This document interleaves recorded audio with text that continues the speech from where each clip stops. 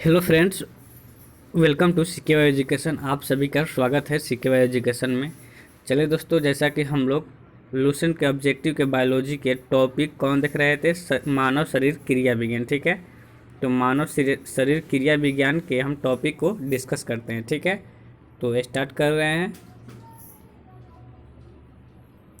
आप सभी से आग्रह है कि प्लीज़ वीडियो को पूरा वॉच कीजिए। ठीक है, लास्ट तक देखिए और देखने के बाद आप इसमें से बताइए कि आपने इसमें से कितना क्वेश्चन सही किया है। अगला क्वेश्चन है आपका, पहला क्वेश्चन है, एक विशिष्ट हार्मोन को जिसकी कमी से गलगंड रोग हो सकता है संश्लेषित करने के लिए किस अंतःस्रावी यानी एंडोक्राइन ग्रंथि की आयोडीन की आवश्यकता होती है? तो इसका आंसर क्या होगा? तो थायराइड ग्रंथि। ठीक है, इसके बारे में हम कुछ जान लेते हैं। एक विशिष्ट हार्मोन को जिसकी कमी से गलगंड रोग हो सकता है संश्लेषित करने के लिए थायराइड ग्रंथि को आयोडीन की आवश्यकता होती है। ठीक है, किसकी कुसंक्रिया के कारण मानव शरीर में मिक्सडीमा होता है? इसका आंसर क्या होगा? मिक्सडीमा किसकी कुसंक्रिया के कारण मिक्सडीमा होता है? सॉरी, टच हो गया। ठीक है, आउट ग्रंथि। ठीक है, आउट ग्रंथि की कुसंक्रिया के कारण मानव शरीर में मिक्सडीमा होता है। निम्नलिखित में से किसको अंतःस्रावी तंत्र का पेसमेकर कहा जाता है? निम्नलिखित में से किसको अंतःस्रावी तंत्र को पेसमेकर कहा जाता है?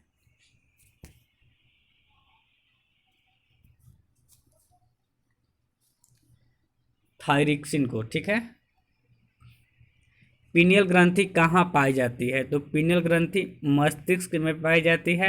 और पीनियल ग्रंथि, जिसे पिनियल पिंड या एपीफिसियस या तीसरा नेत्र भी कहा जाता है, पृष्ठवंशी मस्तिष्क में स्थित एक छोटी सी अंतःग्रंथि होती है जिसे यह सेरोटोनिन व्युत्पन्न मेलाटोनिन पैदा करती है। ठीक है, निम्नलिखित में से किस में आयोडीन होता है? निम्नलिखित में से किस में आयोडीन होता है? तो थायरोक्सिन हार्मोन में। नेक्स्ट देखिए, निम्नलिखित में से कौन सी एक अंतःस्रावी ग्रंथि पीयूष ग्रंथि से स्रावित होती है? तो पीयूष ग्रंथि से क्या स्रावित होता है? तो पीयूष ग्रंथि से बताइए, आप ऑप्शन देख लीजिए।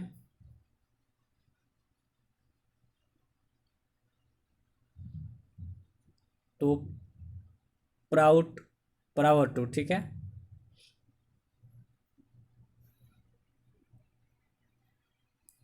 नेक्स्ट है, शरीर में सबसे बड़ी अंतःस्रावी ग्रंथि कौन सी है? शरीर में सबसे बड़ी अंतःस्रावी ग्रंथि कौन सी है? तो औटू ग्रंथि यानी थायराइड ग्रंथि है। ठीक है, औटू ग्रंथि को थायराइड ग्रंथि इंग्लिश में बोलते हैं। निम्नलिखित में से कौन सी ग्रंथि अश्रु स्रावी यानी आंसू स्रावित करती है? तो लैक्रिमल ग्रंथि। ठीक है, नेक्स्ट है, निम्न में से कौन सी ग्रंथि वृद्धावस्था में लुप्त हो जाती है? निम्न में से कौन सी ग्रंथि वृद्धावस्था में लुप्त हो जाती है? तो इसका आंसर है थाइमस ग्रंथि। ठीक है, थाइमस ग्रंथि केवल A1 तक सक्रिय रहती है। थाइमस ग्रंथि दोनों फेफड़ों के बीच पसलियों के पीछे स्थित होती है। यौना प्रारंभ होते ही यह सिकुड़ने लगती है और बाद में त्वचा का रूप ले लेती है। नेक्स्ट है, मादा जनन हार्मोन कौन सा है? तो मादा जनन हार्मोन सभी है, एस्ट्रोजन, प्रोजेस्टेरोन, रिलैक्सिन सभी है। ठीक है,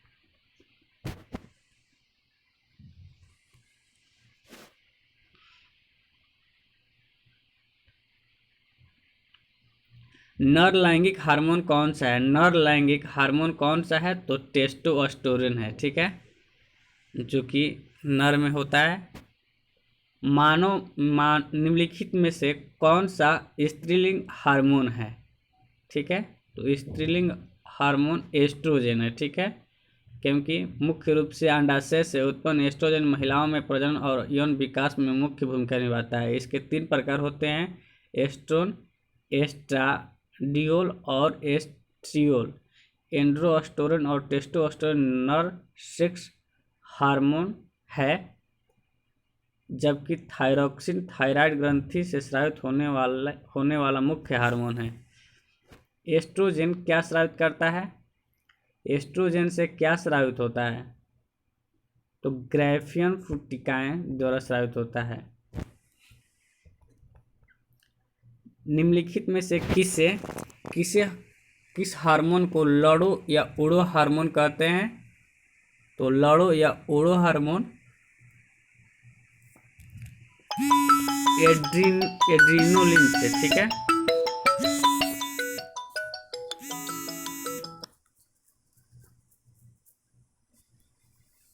मानव शरीर में रक्तचाप नियंत्रित होता है। मानव शरीर में रक्तचाप नियंत्रित होता है, किससे होता है? तो मानव शरीर में रक्तचाप किससे नियंत्रित होता है? तो इसका आंसर हो जाएगा आपका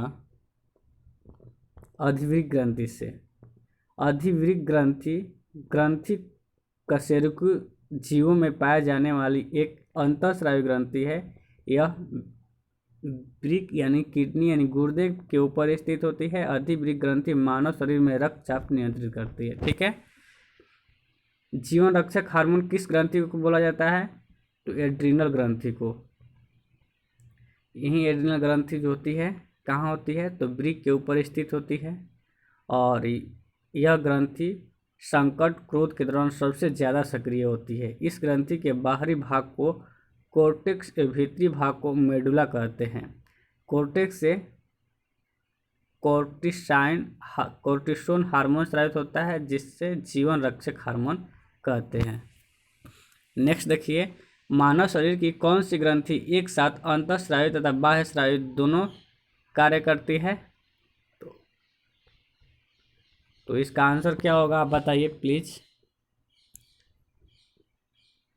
हमारे हिसाब से तो यहाँ पर आंसर हो सकता है अग्नाशय, ठीक है, राइट है।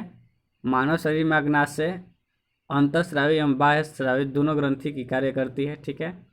और इसका अंतःस्रावी भाग लैंगर-हैंस की दीपिकाएँ होती है। इनसे इंसुलिन हार्मोन स्रावित होता है, जो रक्त में शर्करा की मात्रा का नियमन करता है, ठीक है। अग्नाशय के बहिस्रावी भाग द्वारा अग्नाशयी रस का स्राव होता है, जो भोजन में पाचन में भाग लेता है। इंसुलिन है एक प्रकार का, क्या है? तो एक प्रकार का हार्मोन है, जो कि अग्नाशय के लैंगर-हैंस दीप कोशिकाएं से निकलता है। थायराइड ग्रंथि का स्थान कहाँ है? तो थायराइड ग्रंथि का स्थान गला है, और जो एड्रिनल ग्रंथि का स्थान है जो वृक्क के ऊपर पाया जाता है, ठीक है। निम्नलिखित में से किस कोशिका में इंसुलिन स्रावित होती है? यानी इसका कहने का मतलब है निम्नलिखित में से किस कोशिका से हाँ इंसुलिन स्रावित होती है? तो यहाँ ऑप्शन में नहीं दिया है आपका।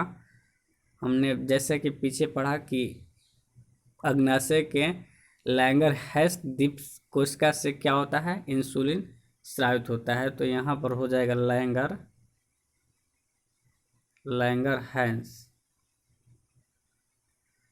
द्वीप, ठीक है। तो यहाँ पर हो जाएगा, देख लीजिए, डिस्क्रिप्शन में पढ़ लीजिए।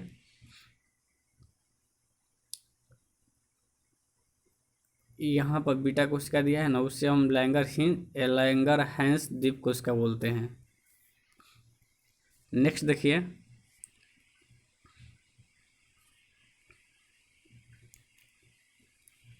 इंसुलिन उत्पादित होता है। इंसुलिन उत्पादित होता है कहाँ होता है? तो इंसुलिन उत्पादित होता है पैंक्रियाज के द्वारा, ठीक है।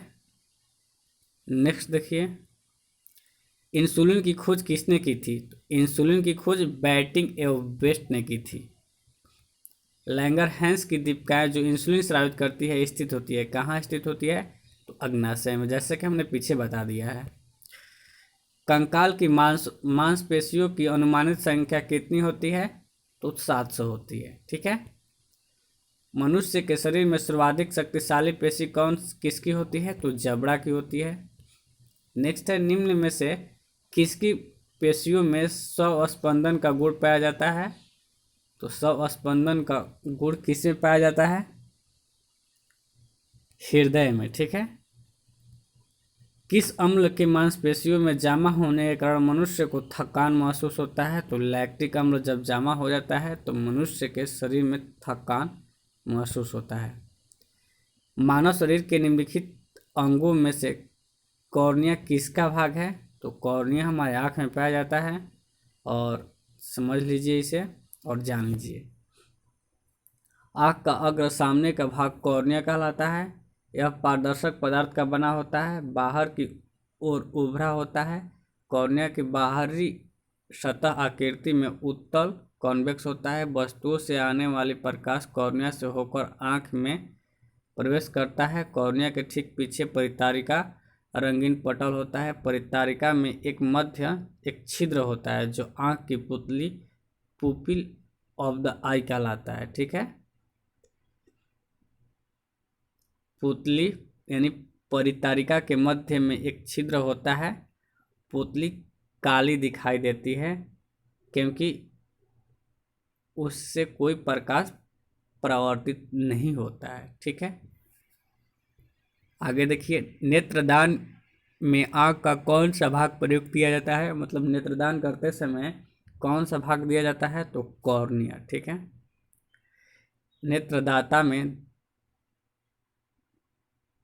नेत्रदान में दाता की आँख की कॉर्निया को प्रत्यारोपित किया जाता है। जब किसी वस्तु से किरणें नेत्र पर पड़ती है तो कॉर्निया तथा लेंस से अपवर्तन के बाद रेटिना पर पहुंचकर वहां वस्तु का वास्तविक और उल्टा प्रतिबिंब बनता है। नेत्र में प्रवेश करने वाले प्रकाश की मात्रा का नियंत्रण निम्न में से किस अंग द्वारा किया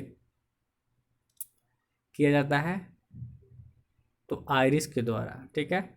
पुतली यानी आइरिस का वह हिस्सा है जो आंखों में पहुंचने वाले प्रकाश को नियंत्रित करता है, अपने ओर सोखता है तथा आंखों के रंग के लिए जिम्मेदार होता है।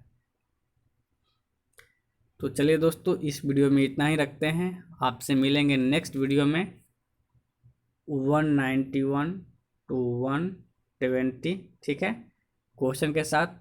तब तक मेरे साथ आप बने रहिए। इसमें 180 क्वेश्चन है और इसके बाद हम करेंगे डिस्कस क्या? तो इसके बाद हम डिस्कस करने वाले हैं ज्योग्राफी के क्वेश्चन, क्योंकि ज्योग्राफी से ज़्यादा स्टैटिक जीके होता है, वो लोग अक्सर भूल जाते हैं। इसलिए हम स्टैटिक्स भूगोल का स्टार्ट करने वाले हैं परीक्षा को देखते हुए। तो चलिए, इस वीडियो में इतना ही। आपसे मिलेंगे नेक्स्ट वीडियो में। तब तक के लिए धन्यवाद।